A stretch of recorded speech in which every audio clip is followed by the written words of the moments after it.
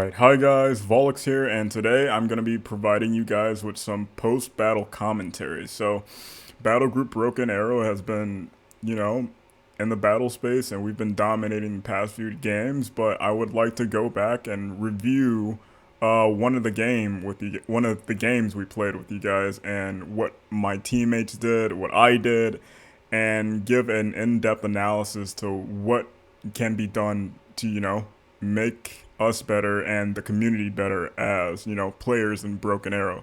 So I'm going to get right into it, and I hope you guys enjoy. Peace. Alright, and now we're just getting right into it. So this time I decided to not actually use my audio from the video when things were actually going on in real time, because the sound of my PC in the background sounds like I'm legit flying one of the F-18s as I command all my units. So I think this will be a little bit better for everyone to hear and listen to, rather than have that go on. And, I can get on to speaking as to what everything's going on more clear. All right, so first things first, we're setting up our units and getting everything up and deploying. And what we like to do first is set up air superiority. And first things first, with my deck, I have a loadout of two F-18s and two F-35Bs. The F-18s have a set of Sparrows and a set of Sidewinders by default. And my F-35 has an AMRAAMs and 1,000 pounders. So I quickly get my F-18 Hornets up and take out their, I think it was an IL-76, and I'm immediately going, once they're depleted on their missiles, I'm going to send them back to base, hit afterburners. Yeah, so that's what I do. And then I'm sending my F-35 back around just to engage that Felon, because that's really the only match it has to in the game to really take it down 1v1. And then I also use the 1,000 pounder in the background once my teammates mark the S300 to take that out immediately. And that really gets us in a good start to get things going in the game. And considering that we cleared the skies now, that opens up the opportunity for us to start air deploying our units. As I put my F-35 back on afterburners and send it back to base, you can see on the left-hand side, my buddy Vlad and Turtle are already set up on their objective. And while I'm also doing so, I'm setting up a Venom with a Cat Dragon team and getting them into a key position on the right side of the river crossing. So right there, where you can see, is one of the potentially strongest points just in that area to hold that point. So when you're playing on Parnu, you definitely want to get your units into those apartment complexes as quick as you can, particularly anti-tank and anti-air units. And that'll be a good strong point for holding that side of the river. And as I looked back there, I saw one of my buddies deploying units. I was a little concerned about him sending those out without any transports, but he heard me and he was like, okay, yeah, Roger. And right now I've got my tow team successfully set up in the apartment complex, and I'm also sending up a Cat Dragon team to the other apartment complex. And yeah, they're just engaging a pilot right now. There's no worries about that. I'm not worried about that at all. I also pulled up a Lav AD, and that's a very good choice to make, especially in the early games, because you don't know what the opposing team is going to send at you. And by far, helicopters are the fastest. Attack helicopters are the fastest thing they can send. So having a Lav AD for that short to mid-range air coverage early is very good to have. And now I'm setting up my tow team on an offset from that one initial apartment complex, and I'm using my main point of anti-tank defense.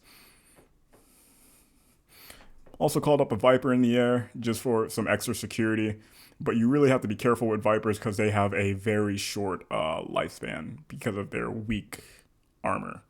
I'm also calling in an F-35 for that airdrop they're about to call in, and this will be a good use of my 1,000 pounders because I can just wipe out the infantry there. But now I'm just really questioning the viability of the Viper as it just automatically shoots just the other two helicopters, but not targeting one. So they both, of course, get their troops off, and now it finally, after the fact, destroys the helicopter on the left. So I'm like, oh, awesome. And it basically kills itself because it didn't do its job right. All right, so I got my good bombs off with the F-35, send it back to base, and with that, you'll also see in the video I have things so where the F-35, my current setup, is easy for me to roll in um, a bomb rotation with those 1,000 pounders and just having two F-35s at ready. So I'm just cycling through bombing runs, and that really puts a lot of pressure on the other team.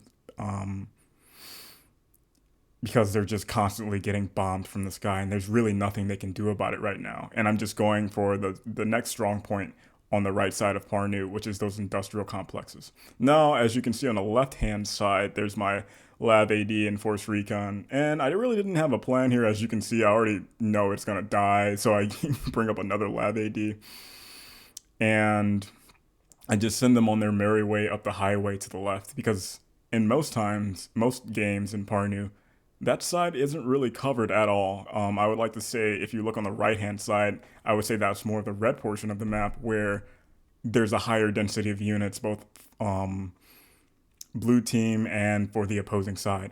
While you can see on the inner stretches of the river there, I can just cruise my unit straight up and we encounter no contact with the enemy. And that's just what I do, and I'm just gonna send my Lav AD up there and see what we can hit. Hopefully I'm also sending my Force Recon because I can do a little, S-300 raid shenanigans and all that. And I got one of my boys pointing out, I believe, one of their artillery batteries, and my Lav AD should be able to shoot that helicopter down. I believe it does. Yeah, it takes it straight out. That was good. And I believe I'm just pushing it forward to take out that K-52.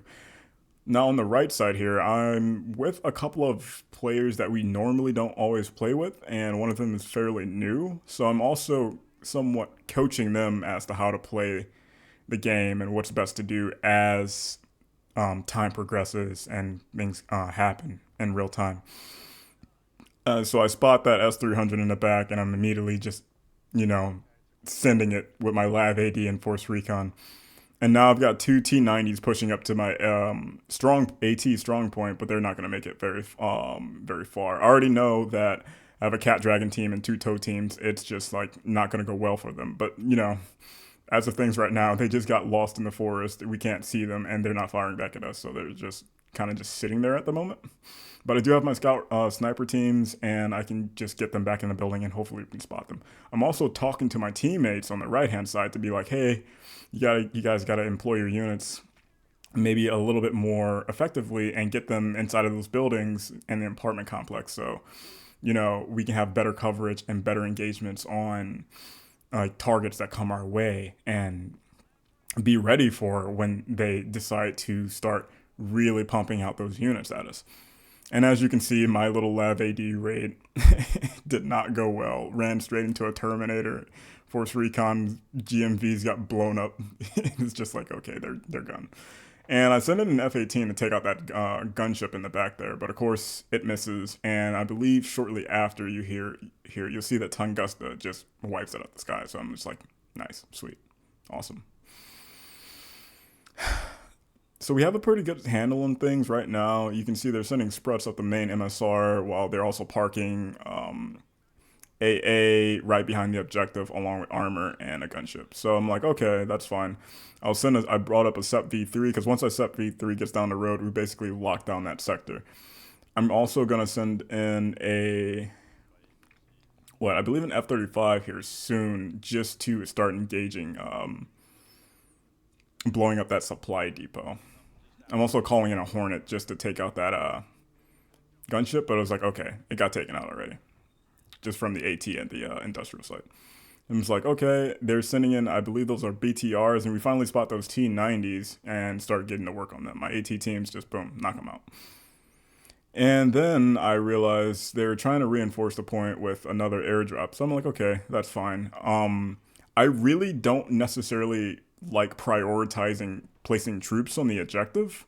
More or less just taking the key strong points around the objective and preventing or allowing the enemy to place themselves in a salient as to because you know that they're trying to get there into that objective with all their units as fast as possible. So sometimes I just like to let them go in there and just have, you know, I know where their units are, where they're going, so I can just target in that aspect. So I dropped off some more supplies. I think that was already there, but my Marines finally got up, and now I have some units that can actually do have a little bit more coverage for my ancient AT teams on the left hand side. I start pushing them in the forest to create a good buffer zone there. And now I'm also directing my teammates on the right. It's like, hey, you guys got raiders. Let's go up and like start pushing the line forward because we have a lot of assets here, but they aren't necessarily getting utilized that well. So I start telling them to push up, and as you can see, they're pushing up the Marine Raiders on the right in the center line. I've got my SEP V3 pushing up the MSR, firing at units. Call out my Lav AD. And we're slowly creeping up here. But I see on the right hand side that some of my teammates or one of my teammates is pushing up his infantry with little support from his other units. So they're getting hit pretty hard by those armors in the forest there, and he's gonna have to smoke them out and retreat them. So you want to make sure that you have fire so your units can maneuver on the objective. And another thing I want to harp on is just like not necessarily bunching up all your units and forcing them into the objective like I see right here. And you can see those AAVPs aren't necessarily meant for that, and they're going to get one's wiped out already. And luckily, he got the other two behind a building so he could save them. And the Marine Raiders are on the objective, and they're engaging the Spetsnaz, and that's good. But they're still kind of held up by the armor there. My SEP V3 is doing work on the infantry stack in that industrial complex as well, but I'm also getting my AAVP up as a fire support platform, and I'm forcing them to retreat. So as you can see, I'm using a combination of units to engage and have effects on my targets that I see, while also constantly pushing them up and applying pressure. Also pushing up my Lav AD to make sure they have air defense. And one of my players called out the enemy's S300, so immediately my F-35, I put an F-35 in here. I was like, got it, Roger, I'm sending it on the way, and it's going to take it out really soon. All right, and right now we're just engaging with the enemy, so my Marines are providing a buffer zone between those struts and my armor and my AAVP. So as you can see, they're also getting taken out. I spot that Conqueror's AT unit, luckily in time to save my Abrams from getting destroyed. And that's why you want to use the SEP V3 because it's more costly, but the smoke along with its active protection systems really save the tanks and increases its survivability to the maximum. And that's what you really want, along with having its armor facing front. So as you can see, it got taken out pretty quick by the Sprut due to a side shot to its armor. And additionally, so I start really getting into my teammates over here and start telling them that, hey, you can't necessarily stay on the objective like that. You have to push your raiders forward because they're an offensive shock infantry unit, and beforehand they would be able to really just wipe out that Conqueror's AT teams, so we wouldn't have to worry about our armors getting taken out in that aspect. And as you can see, just as I told them that, a Toss 1 starts firing exactly on their positions. And I believe no one made a call out, so I was in questioning as to where exactly I saw it, even though I saw it like 2 seconds ago. It shows you how good my memory is. But good thing is that my teammates decided to bring up some Abrams, so we now have this area completely locked down. And I believe I forgot where that Tor system was. They're moving it either way, but I decide to place the shot there as like an educated guess, and I believe I hit a supply depot, maybe two. So it's good that we finally got a good foothold on the objective and we're pushing up the center line, but the enemy decided to push a T-15 up just unsupported by itself. And you'll see this commonly a lot with players who play on the Russian side, that the T-15 is like their go-to unit for basically anything on the ground that they see. It's not like it was in the closed beta where it's impossible to destroy, but now with the right combination of units, you can actually destroy it fairly easily. At least I believe so. One of the things that's really holding us back right now is the fact that you can see all of the Bradleys on the right hand side just not being utilized or in action to properly deal with threats that are emerging on the right hand side. And one of my buddies, you can see how he called up an Osprey and just got shot out of the sky. I'm also working my units while trying to coach them to maneuver and place things as they need to be. But I'm sure I got pretty confident here that my Osprey would be fine because those Abrams are pushing up and he's also closing out Raider teams. And so I could get that drop off of a tow team and supplies. I also told them to push their armor up just to continue to push forward and engage that toss one so it doesn't retreat and cause us more problems. Additionally, finally getting to them about those Bradleys and how pushing the forward line of contact with your infantry and units is very important. So now you can see by our lack of long-range air defense that they do get a air drop off directly on the point, but there's so many units around there's just covering and just that were just sitting there that it doesn't even matter. And I also called in the Viper beforehand just to make sure, just in case something like this happens. So and it's just quickly taken care of. No problems there. Right now, I'm struggling to get both of my Marine and Scout Sniper team in AAVP. As you can see, I'm not sure why it was so hard to get them both in the unit, the vehicle there. But yeah, I just had to like move on and continue to tell them to seek out and destroy units. I moved my LAV 25 up to support my tow team, and I'm still struggling with the Scout Sniper team. Like, what is going on? Like, why can't both of you get inside? Because I know the vehicle capacity is like higher than 13, or at least I think it is. Maybe I'm wrong. Maybe I was unsure. And then you can see by the short survivability life of a Viper that it's already and have like 2% health, and I have to send it back to a supply depot. And it's also a good thing to have just maybe one or two AAVPs or some type of empty transport unit in the background there so you can shuttle infantry troops back and forth from different positions, maybe a supply point or defensive position on the front.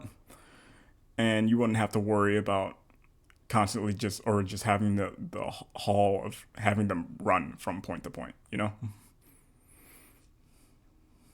All right, so one of my teammates pushed his armor up just a little too far, and one thing I would like to say is you always want to have with any push air cover. Is it for like 3 Abrams, you need 2 Lav ADs at the minimum. And you can see right now he's kind of paying for it, and I have, fortunately, my Lav AD already at the ready, and I'm just bringing it up as quick as I can so I can just knock out that MI-28.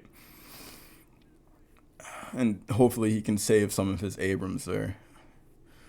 I'm also going to bring up my Viper too, as quick as I can just to support. But for the most part, things are really closing in for the enemy team on this right-hand side, and they've pretty much got locked out of their area by the amount of units and armor and infantry. And that was pretty much one of the last units I believe that we dealt with on that side, because from this point, I believe I start shifting my attention to the left and towards capping that last point, helping my team members on the left who are like more seasoned You can already see they're right on the objective. There's just that open space between where they're at and the actual objective itself. So you help them out over there, send a Viper over, and it almost dies again in like a couple of seconds or so. I'm just like, okay, I can't with you right now. So I immediately start clicking it back, and fortunately, I managed to save it. And it does take out the Terminator hiding in the tree line there. So enemy on the right hand side is trying to send up more Spruts to take us out, but they get taken out by the Abrams.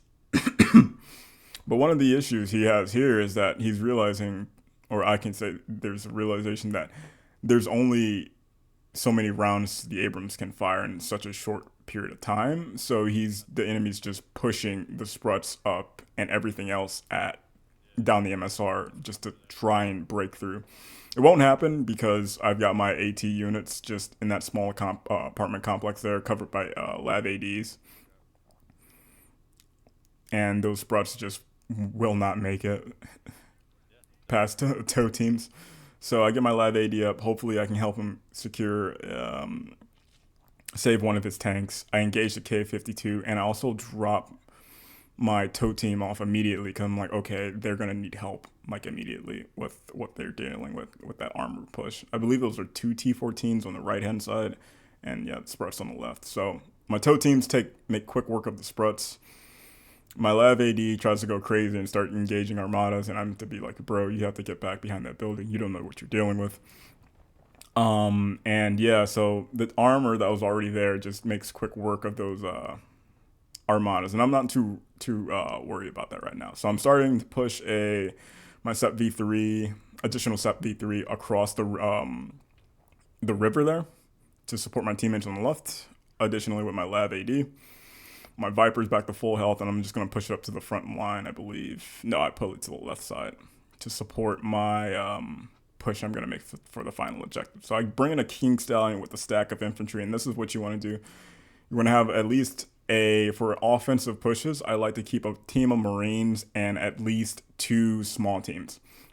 And that'll be enough to break through infantry at certain areas, or deal with infantry stacks at a close range. And I pull up my SEP V3 to deal with that threat that was shooting at my King Stallion. And one thing to note, that you can also drop units directly on buildings or directly in buildings if you click on the top of them or on them, I believe. But I would say you definitely want to click on the top just to make sure that they actually get inside. So I saw there's 2 K-52s in the air over there. One of my teammates deals with it. They're F-35. I bring in a Sea Hornet already to deal with it. And you can see there that my Hornets have just been failing me the entire match, and it misses again. But with that, it does scare off the gunships, and we're now pressing on towards the objective. I get my SEP V3 behind the apartment buildings to cover its side armor, and I forget my F-18 is just making another pass because it just wants to get shot out of the sky. And yeah, right on cue.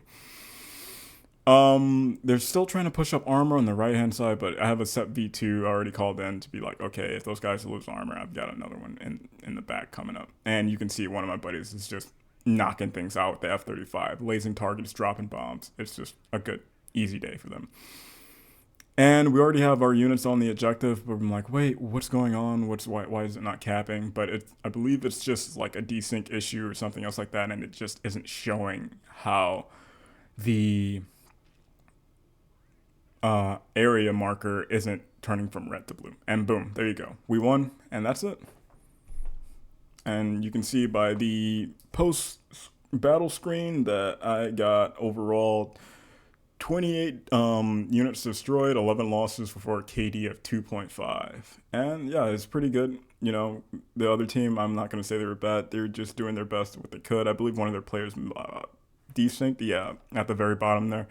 So this overall ended up being very much more of a casual match, as I would say it was to what I'm usually running to, and a good opportunity to really grow and help improve the other players who are just new to the Battle Group Broken Arrow team. So like, yeah, I hope you guys enjoyed. Hope you guys enjoyed the the commentary, and see you soon for more. Peace.